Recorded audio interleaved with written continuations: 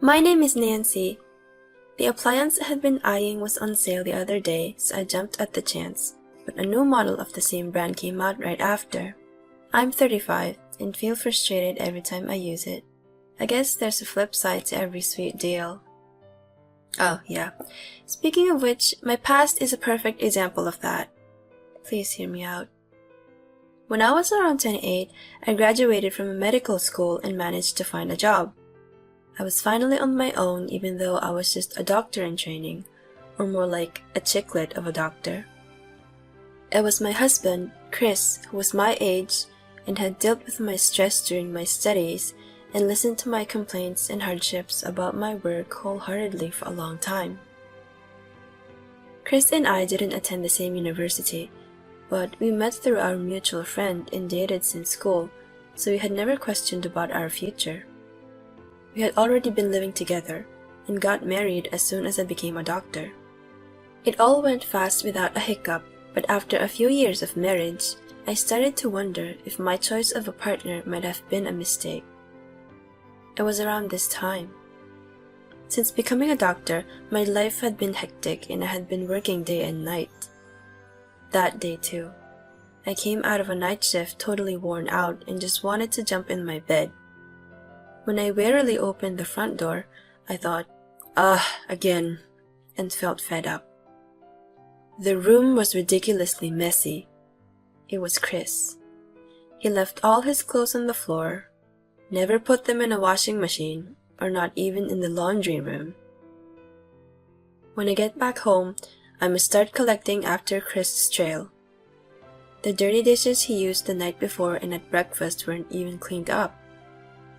Even though he was alone, there were 3 glasses in the sink. He only uses a glass once, then keep using a new one as the day goes by, so it becomes such a mess. I wished he could manage to use one plate to put all his food.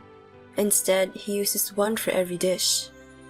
Inevitably, the usage increases. It was my morning routine to clean up after Chris' huge mess after my night shift. Chris worked at a temp agency. His job was mainly office work, so he was able to go home on time every day. He goes to work near our home at around 8 a.m. He had much more free time than me, but he never helped with housework and I was getting frustrated. It was my day off, and usually Chris was also off. I was happy to spend time together in a long while, but I realized that it was wishful thinking. Chris suddenly screamed, "Oh my God!" I rushed to his side and asked, "What's wrong?" "Nothing, just thought the light bulb was dead. Cut off suddenly so I freaked out. Sorry. Okay, glad it was nothing." I was relieved and was about to walk away. In that moment, "Well, you changed the light bulb. Sorry, move aside, I have a series to watch." "Huh?" He didn't even sense my frustration and hummed back to the living room. "No way! You were the one who killed the light bulb. Change it yourself." I felt deflating inside, but I didn't want to argue on our day off after all. Conflict strained our energy and spiraled down to negativity. Okay, whatever. Feeling a bit snide, I changed the light bulb. But since then, our days off together often created troubles. I got that it was not intentional. I was simply unlucky.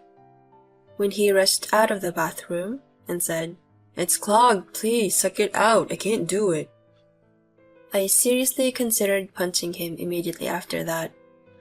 He invited his 6 colleagues to the house without asking me and made me cook for them. It was my precious day off too, but I couldn't even sip a beer.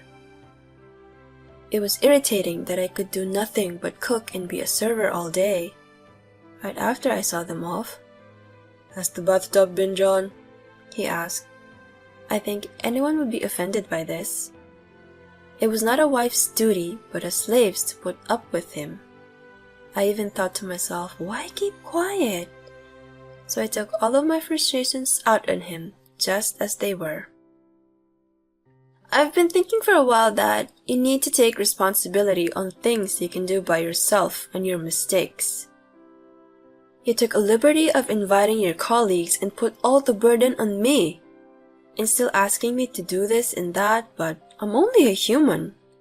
It's not like I got multiple arms like Hindu gods. Then he snapped back. What's with the attitude? You are my wife. It's your duty to do the housework. He left with, I don't care anymore, and locked himself in his room. I thought, what? You're not taking a bath after all?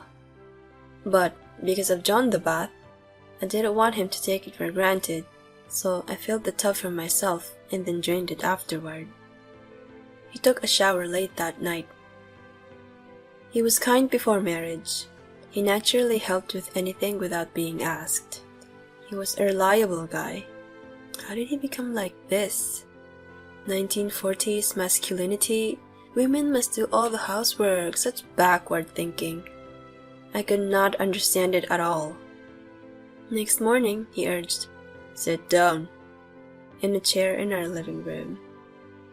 I sat down as told. I think you don't appreciate me enough. Huh? Despite me showing a struggle to understand him, he continued without a care. My female colleague told me that you should be thankful just to have a husband. Taking garbage out, preparing a meal, or cleaning the house is for sissy guys. It was an act of not trusting the ability of your wife. All of that was done by him before we were married. It continued some time after the marriage. Not only is it not sissy, but it's a wonderful thing to do as a husband. I'm sure anyone would agree. Someone with old values had rubbed off unnecessary things to my husband. Your Highness continued. That's why I act like a real man, and be the husband that I should be. I trust all housework in your hands. You shouldn't be easily influenced by what people tell you. Shouldn't you discuss with me first? Shut up and just listen. Shut up? He told me to shut up? I clenched my right hand impulsively. If there was no law in this country, I would have beaten the crap out of him. I'm going to make an arrangement so that you can appreciate me more. Arrangement? I was like, huh? What in the world is he talking about? I was dumbfounded. That's right. First of all, you must know that I am the head of the household. For that, you're going to give me all your savings and I'll give you allowance. By doing so, you'll have more appreciation for me. Also, you must wake up before me on our day offs and make a comfortable living space by cleaning and cooking and then... Sorry, but be quiet. That's enough. I can't listen to you. Wow, I said it. I knew I should have been calmer, but I was just being honest. Besides, did this guy understand what the meaning of an arrangement was? What did you say? You want a divorce? If you cannot agree with me, I'll divorce you, he said with a smirk. He thought he could threaten me. Too bad. That was if he was worth it. I didn't even want a husband who threatened me with stupid conditions. I replied immediately, okay, let's divorce. If I agree with those conditions, I suppose you will eventually say, warm up my car before I leave. I'm not a slave. You are not the master. It's actually me. Boss around once you become the president. You outdated, delusional son of a gun. What? Are you serious? So easily deciding on such an important matter? The one who had threatened divorce was now panicked. I guessed he wasn't serious, but it was nothing but luck for me. Yeah, I fell out of love all at once. Let's divorce. You. What would you do if I remarried right away? Nothing. You think I would regret it? You are nobody but a stranger, so do as you please. Maybe I'll wish you happiness. You are heartless. Indeed, I have come from the land of the heartless to spread heartlessness. Well, it was such a foolish exchange, but we decided to divorce in this immature manner. 3 months passed since then. I had sold the house. I was living alone in an apartment near my work when Chris showed up unannounced. He knew that I moved when the house was sold, but I hadn't informed him of my new address. I thought it was creepy and answered, "What do you want?" over the interphone. "Please, let me in. I need to speak to you." No! I was bothered by my ex-husband's request, but he looked troubled, so I let him in for the time being. Although I was a bit scared of being assaulted, I think it should be okay as there's security in place. In such case, I could also use my judo skill, albeit in high school. I can throw him over my shoulder as hard as I can. That's what I was thinking, but his posture was slouched and visibly exhausted that it seemed there was no energy for assault. I was shocked to see the change in his appearance. What's up? No, what's wrong?" I asked. "I got remarried." For a moment, I thought he came to boast about his remarriage, and I said, "Okay, get out," in my head, but I held back from actually saying it out loud. "Good for you. And what does the happiest guy want from me?" "I'm not happy." "Huh? Counseling for marriage blues?" I'm a physician, and psychology is a different field. Impulsively, I checked around his eyes, skin tone, and dryness of his lips as a side effect of my job. Looking closely, he seemed skinnier. "My wife, she is sweet, and when I told her the reason of our divorce, she said, it's the wife's fault. She's a woman who affirms all of me. She even says I shouldn't touch any housework. I thought she would accept me for who I am." "Well, did you come here to brag about your wife and complain about our past? If so, get out." I showed a blatantly annoyed look for letting a troublesome guy in. "No, that's not it." "Speak up, then." Oops, this conversation was so annoying that I pushed him. "Her cooking is disgusting." His sudden confession made me laugh out loud. "Her cooking is disgusting? How?" When I asked, he explained in detail. She steamed rice, strawberries, chocolate, and butter together, and then added ketchup and olive oil on top. This arranged paella fried rice was his weirdly creative breakfast cuisine. Another one was supposed to be salted grilled fish, which was burnt and crumbled all over the grill. It somehow turned into arranged fish flakes with bones. And then there was a mysterious dish with kneaded sausage and rice that was fried medium rare and topped with molasses. Not only was her cooking bad, she had no sense of budget and pointlessly bought expensive Wagyu just because there was a sale.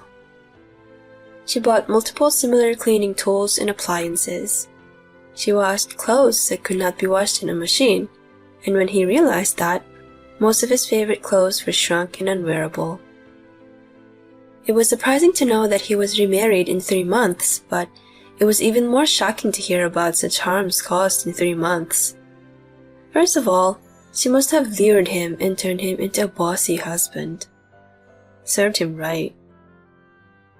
I thought it was much better to do it myself after all, so I told her I would take over the housework, but she said it was not for a man. She is very adamant. When I'm eating regular food, her cooking pops up in my mind and I lose my appetite. I'm starting to appreciate you now. Frankly, I was not grateful for being appreciated over such things, but I kept silent. Then he got out of the chair and grabbed my arms. Oh no, just as I thought. I braced myself at an angle trying to avoid his attack, but he looked at me with pleading eyes and said, "Please, I want to get back with you." His sudden burst made me cringe. Is he re-proposing? Or wants to replace his wife's food for my cooking? I came up with an idea and smiled at him. It must have been rough, and stroked his hair. You get me. He was looking saved. Of course, the truth is I was thinking of you after the divorce. Nancy. You popped up in my mind even during work. I also had a lot of thoughts since we divorced. I made a bit of a somber smile. Chris was like, "It was my fault," and apologized. "Now I know from the bottom of my heart how much I appreciate you. I will not make the same mistakes again. Please give me a chance." Chance? I knew what he was going to say from the flow and his vibe. I meekly pretended to be oblivious. "I still love you. I'm glad to know you feel the same. I'm sure you're anxious, but I will do my best. Spend the bright future with me once again? I want us to be together again." "Sorry, I have a boyfriend." "What?" Before he could finish, I cut him off by saying I have a boyfriend, and declined. He made a dumb, absent-minded whimper that I wanted to ask where the sound came from. When I said I was divorced, my young colleague came to me, then move on to the next love. I contemplated, but I was single, and honestly, he is good-looking, so we're together now. "Huh? But you said you were thinking of me." "Right, I was thinking that it would be hard for you to marry again, and would be funny if you had a downfall. So yeah, I was thinking in that sense. I couldn't believe you got remarried so soon, though." "Huh?" He looked dumbfounded and couldn't say anything but repeat, "Huh?" His comical appearance was like a new creature. I would name it Ha Dumbsaurus. But, you had many ponderings, huh? But what were they?" "Yeah, that I thought it was right for us to divorce. That was the real you. I met a new boyfriend, then I thought it all fell into place at the end." Just because I sounded a bit flirtatious, you totally fell for it. To my unhesitating answer, he replied, "You're kidding." And he crumpled down to the floor like a deflating balloon. Haha, thank you for the steamy proposal. Sorry, I seem to be popular. Then what should I do? Huh? I don't know. When you were married to me, you could have helped out with housework, but you didn't. It's an equivalent. Your wife who is not good at housework but does everything for you. You're a perfect match. I couldn't contain my laughter and laughed out loud as I congratulated him. I cannot stand it anymore. Why can't you help me out? What a one-sided request. Were you listening? I have a boyfriend. I'm not gonna help you. But maybe if you give all your savings and praise your next wife as the best, then even if you divorce your current wife, someone new may get attracted to you. After I said that much, I pulled him up. Well, get out, and kicked the astounded Chris out of my apartment. When he came back to reality, I heard him knocking on the door a few times. I kept ignoring him for some time until he left. After that, I heard from him again. I divorced bad-cooking wife and remarried. Just a show-off. Yeah, whatever. I kept silent until he got in touch again. My current wife happens to be a lazy wife who is good at making a messy house. So I was told. It was not about carrying out a successful marriage, but he had no sense of judging people. I was about to suggest him to write an essay on his past marriages. Instead, I replied, I got remarried with my boyfriend, with a photo of our happy wedding. It worked well. I've never heard from him since. It was entertaining to watch his downfall, and I miss hearing about his amusing life a bit, but I'm relieved to have successfully cut ties. My last revenge to send our wedding photo was accomplished. Since then, my husband and I have a daughter, and oh my, does she look exactly like my husband and is beyond adorable. I already worry about her meeting some bad boy and cry imagining her in a wedding dress. I told my husband. He laughed. That's exactly the emotion of a father. My current husband helps out with housework. I'm on maternity leave and haven't worked a night shift, but when I was working, he had never let me do a chore after a night shift. If I even tried to go and throw garbage out, don't underestimate the night shift. Health comes first for doctors. Take a rest. He yelled. Not only am I fortunate to have the same work as him, I'm grateful to have such a husband. Comfortable living space can't be created by force. It is created with our feelings. From now on, with my adorable daughter and my handsome husband, the three of us will support each other and live our best life as our family lay alongside in the sunny living room.